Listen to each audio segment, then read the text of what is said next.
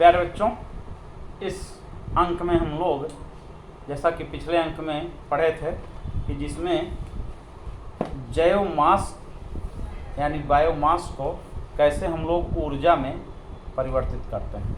गोबर गैस के संयंत्र में हम लोगों ने पढ़ा था कि उसमें पशुओं के शरीर से निकलने वाला गोबर जो है वो मुख्य अवयव के रूप में काम करता है, लेकिन यहाँ पर क्या है कि जीव जंतुओं के शरीर का कोई भी भाग हो, जैसे पेड़ पौधों की हरी पत्तियाँ हैं, सब्जियों के छिलके हैं या और जीव जंतुओं के अवशेषी अंग हैं जो किसी भी कारण से नष्ट विनष्ट हो जाते हैं, तो उनको इसमें यूज किया जाता है। गोबर को तो खैर यूज किया ही जा सकता है।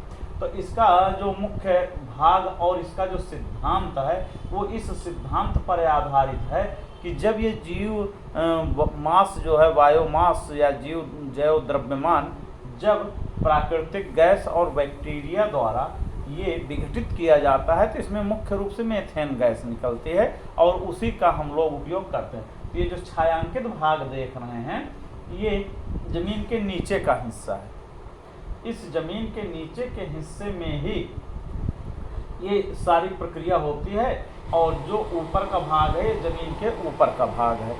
अब यहाँ पर ये अंतः प्रवाही यहाँ पर ला करके इस टैंक में जीव जंतुओं के अवशेष को लाया जाता है और यहाँ पर ये इकट्ठा किया जाता है। तो ये इस पतली नली द्वारा ये जमीन के अंदर जो टैंक बना हुआ है डाइजेस्टर जिसको हम लोग कहते हैं, इसके अंदर जाता है। डाइजेस्ट का मतलब होता है पचाना। तो यहाँ भी जो बैक्टीरिया होते हैं इस जीवांश को पचाते हैं यानी डाइजेस्ट करते हैं और यानी सड़ता है, ये कहने का मतलब। और ये ऊपर औंधा रखा हुआ सिलेंडर जैसे गिलास जो है नीचे की ओर मुँह करके रखा जाए और ये गिलास की पेंदी में ऊपर छेद है, उल्टा रखा हुआ समझिए कि सिलेंडर है और इस सिलेंडर की पेंदी में ये छेद लगा हुआ है और इस छेद से पाइप निकली हुई है।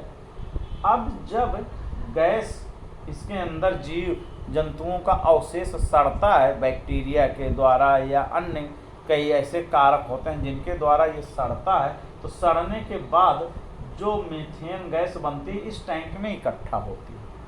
अब इसमें देखें लेवल बना हुआ है, लेवल। अब गैस इसमें जब बन करके इकट्ठा होती है तो ना यहाँ से नहीं निकल सकती, ये पूरा यहाँ तक बना हुआ है। इस पर ये भरती है इस सिलेंडर में और जब भरती है तो वो यहाँ पे कॉक लगा हुआ है जिसके जरिए हम आवश्यकता अनुसार खोलते हैं। जब हम इसको खोलते हैं तो इसमें से गैस निकल करके इधर आती है जहाँ पे हम इसका उपयोग करते हैं और जब गैस खोलते हैं तो गैस का दबाव कम हो जाता है और वह सिलेंडर फिर से नीचे आ जाता है और जब गैस बनती है इकट्ठा होती है और जब हम यूज नहीं करते हैं तो गैस का प्रभाव दाब जो है बढ़ जाता है जिससे सिलेंडर ऊपर खिसकता है और यहाँ पर खिसकने के कारण जो यहाँ पर डाइजेस्टेड पार्ट है यानी जो अवशिष्ट पदार्थ है जो जिससे गैस बन करके निकल चुकी है सिलेंडर में इकट्ठा हो चुकी है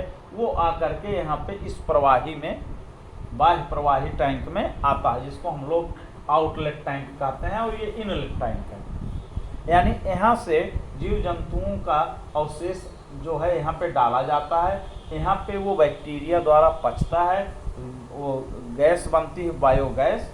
उस बायोगैस को इस टैंक गैस संग्राहक टंकी में इकट्ठा किया जाता है जो कि टोटी द्वारा यहाँ पे यूज की जाती है और यहाँ से तब ये सड़ा गला जो अवशिष्ट पदार्थ होता है वो निकल करके यहाँ पर आता है। ये टैंक जब भर जाता है तो इसको हम निकाल करके जैविक खाद के रूप में हम इसका प्रयोग कर सकते हैं। तो इस प्रकार ये इसका सिद्धांत हुआ और ये गैर परंपरागत ऊर्जा का एक महत्वपूर्ण स्रोत है क्योंकि हम लोगों के घरेलू कार्यों में प्रतिदिन ऐसा देखने को मिलता है।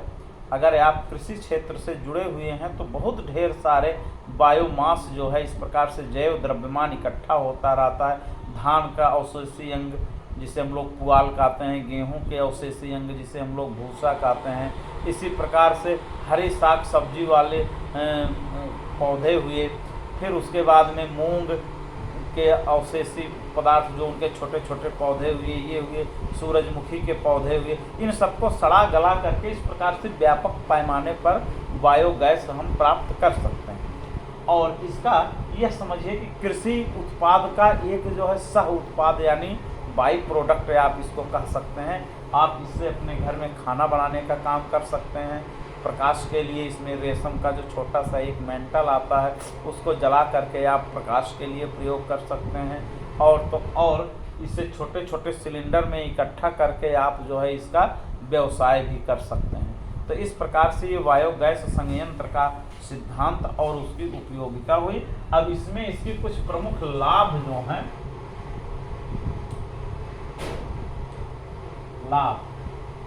अब लाभ में जैसा कि हमने बताया यह पर्यावरण अनुकूल है,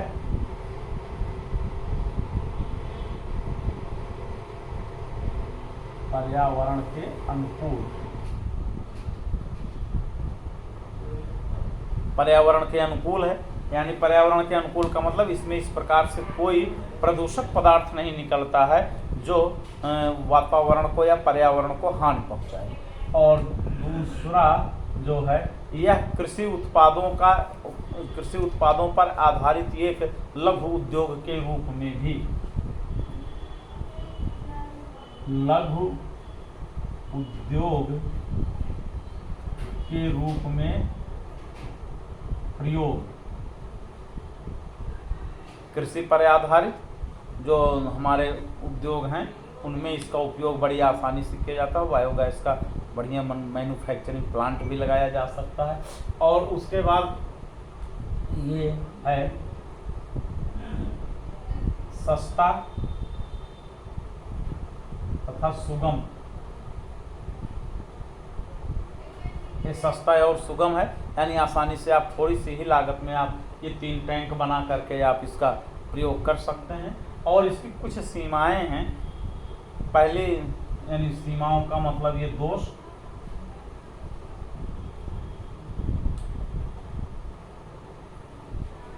पहली सीमा इसकी क्या है कि इसमें व्यापक पैमाने पर आपके पास कृषि उद्योग होना चाहिए। जैसे आप फसलें उगाते हों, आपके पास गाय भैंस हों जिनके गोबर मल मूत्र का उपयोग आप कर सकें। और उसके बाद में आपके लिए ये यहाँ से निकलने वाला जो जैविक खाद है जिसको हम जैव उर्वरक कहते हैं, बायो फर्टिलाइज़र, उसका भी उपयोग करते हैं।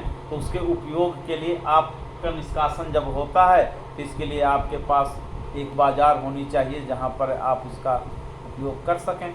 तो ऐसे कुछ सीमाएं हैं जहाँ पे आप दूर करके इसको आप बड़े ढंग से बड़े आराम से आप इसको आगे बढ़ा सकते हैं। तो इस प्रकार हम लोगों का यह पाठ जो है ख़त्म हुआ ऊर्जा के स्रोत। और इस ऊर्जा के स्रोत के अंतर्गत हम लोगों ने जो पढ़े उसका आप लोग अभ्यास करिए। जो न समझ में आए उसको हम लोग डिटेल में प्रश्न द्वारा आप फोन द्वारा पूछ करके आप उससे शंका समाधान कर सकते हैं। अब अगले अंक में हम लोग अपने पहले पाठ यानी प्रकाश से संबंधित जो न्यूमेरिकल प्रश्न यानी आंकित प्रश्न हैं, सैद्धांतिक प्रश्न हैं, उन सब प्रश्नों को अपनी टेक्स्ट बुक में जो दिए गए हैं उनको हम लोग हल करेंगे।